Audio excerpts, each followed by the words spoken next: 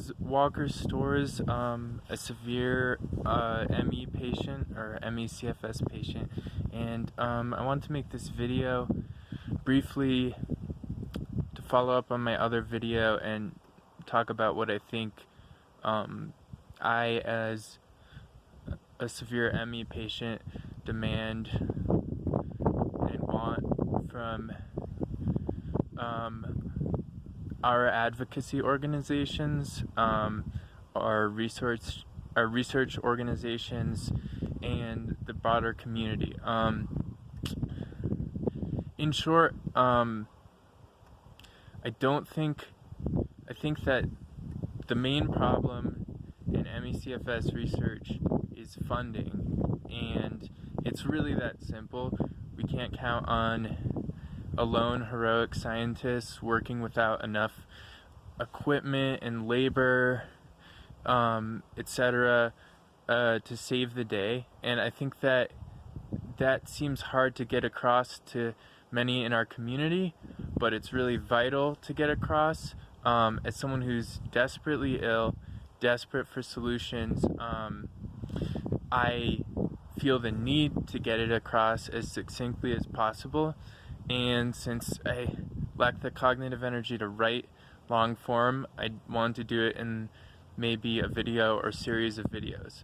I would say that so far my favorite advocacy efforts have been done by ME Action, and that ME Action has the best network out of any advocacy organization. However, even ME Action, compared to, say, AIDS activists of the 80s and 90s, is so far from being radical in terms of doing direct action and putting pressure, like intense pressure, the kind of pressure we need to get funding on the NIH and CDC. I briefly touched on my background in the last video I did about why I think there should be more research into the environmental side of this illness.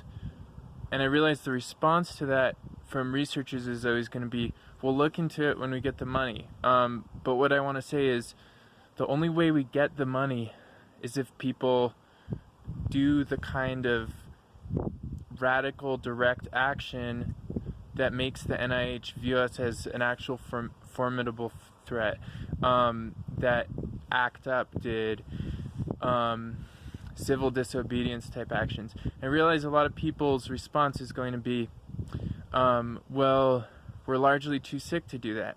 And I think I'm probably largely too sick to do that.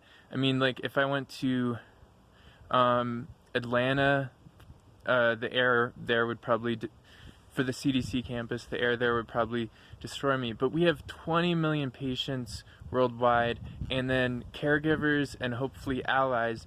And I have a hard time believing that we can't come up with, say, 20 or 30 people to do some kind of coordinated direct action, like, you know, blocking doors at the CDC or NIH, or burning mattresses, or throwing mattresses, you know, with fake or real blood. And so I just don't think that we can wait for funding, and I think I'm really desperate. I think we need, I want advocacy organizations to know from me, and maybe from other patients like me, that we would support them going in a more radical direction,